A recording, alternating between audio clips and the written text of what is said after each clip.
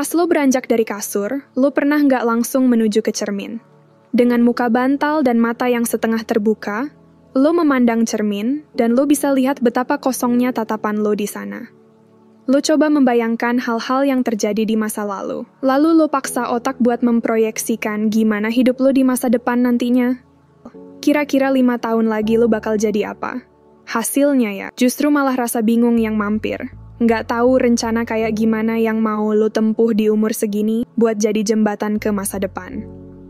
Yang lo lakuin itu adalah fase quarter life crisis. Apa jangan-jangan lo lagi ada di fase itu? Lo mungkin ada juga yang lagi mengalami fase kayak gini.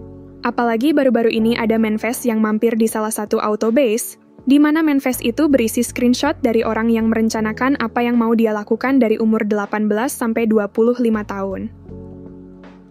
Kalau lo lihat, lucu juga ya bikin rencana kayak gitu. Mungkin memang seharusnya kita punya rencana hidup. Tapi, nggak semua orang setuju sama apa yang ada di postingan itu. Banyak yang berpendapat kalau setelah lulus kuliah dan mulai masuk ke dunia kerja, kenyataan justru jadi semakin samar, semakin abu-abu, dan semakin kayak jepretan foto pas kameranya belum fokus atau blur. Ya, kenyataan memang nggak semudah angan ya. Tapi itu juga nggak bisa jadi alasan lo buat stop punya mimpi. Meskipun rasanya sulit buat menentukan apa yang mau dilakukan pas lagi ada di fase quarter life crisis ini. Jangankan rencana hidup, sehabis bangun tidur aja suka bingung mau ngapain.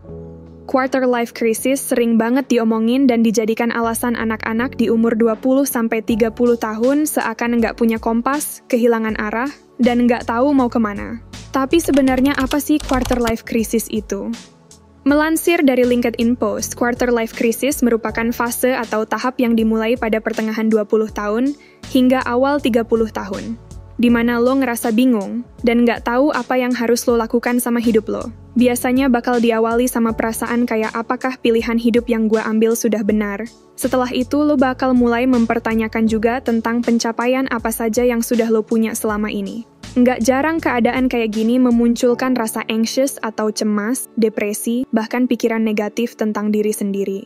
Quarter life crisis ini juga punya hubungan yang cukup dekat sama karir. Apalagi lo tahu kalau di umur 20-30 tahun itu merupakan umur yang lagi produktif banget buat berkarir. Jadi, wajar kalau lo suka membandingkan kesuksesan karir lo sama orang lain, khususnya teman dekat lo sendiri. Ada sebuah riset mengenai quarter life crisis ini. Dalam riset itu, data menunjukkan bahwa 75% orang-orang di usia 25-33 tahun mengalami fase ini, dengan rata-rata usianya 27 tahun. Kecemasan yang paling utama datang dari pekerjaan. Banyak loh di umur segini yang merasa kalau mereka kurang cocok sama pekerjaannya, melakukan pekerjaan yang bukan passion-nya, susah beradaptasi dengan job disk dan lain-lain. Makanya di dalam riset tersebut, sebanyak 36% memilih untuk langsung career switch atau berganti karir dalam rentang waktu yang cukup singkat.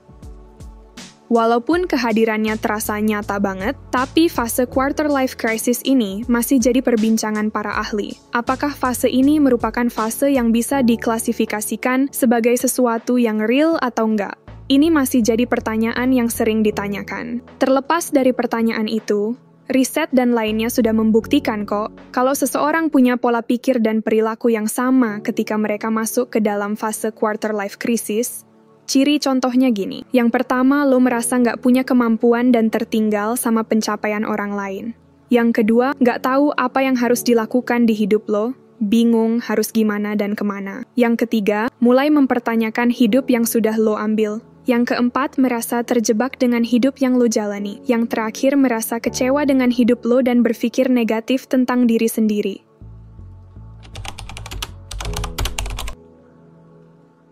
Lo mungkin lagi mengalami fase quarter life crisis, tapi sebenarnya, kenapa sih lo bisa ada di posisi ini?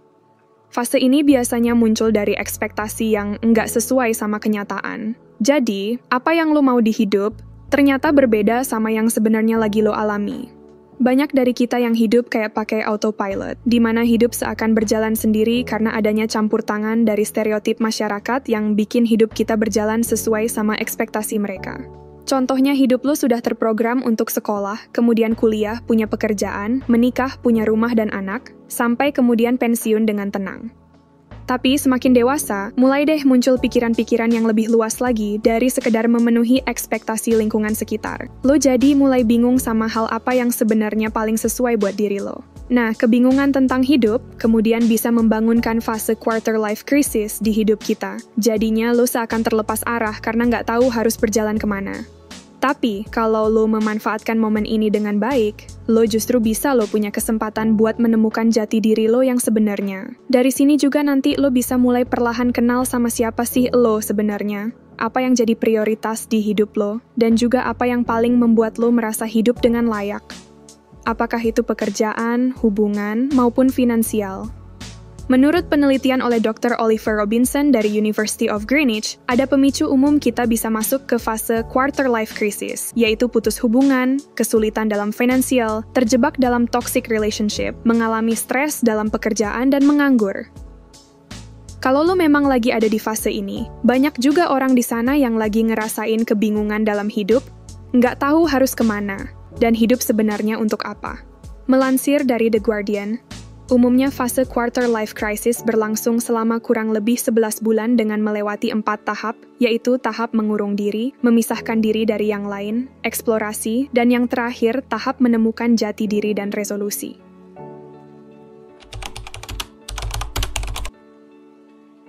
Coba buat fokus, mulai memfokuskan diri apa yang menjadi prioritas di hidup lo saat ini. Apakah itu hubungan, pekerjaan, atau hal lain? Coba kenali diri sendiri di langkah. Yang pertama ini, mulai set goals. Setelah udah ketemu apa yang paling kepingin lo capai, lo bisa mulai bikin rencana tentang gimana caranya bisa mencapai goals tersebut. Action, setelah lo udah tahu dan gimana cara dapetinnya, sekarang tinggal realisasikan hal tersebut dengan tindakan. Daripada terlalu berlarut-larut di dalam fase ini, lebih baik kita coba mulai lebih mengenal diri kita dan membuat rencana hidup yang pastinya paling sesuai sama apa yang lo anggap berharga dan worth it.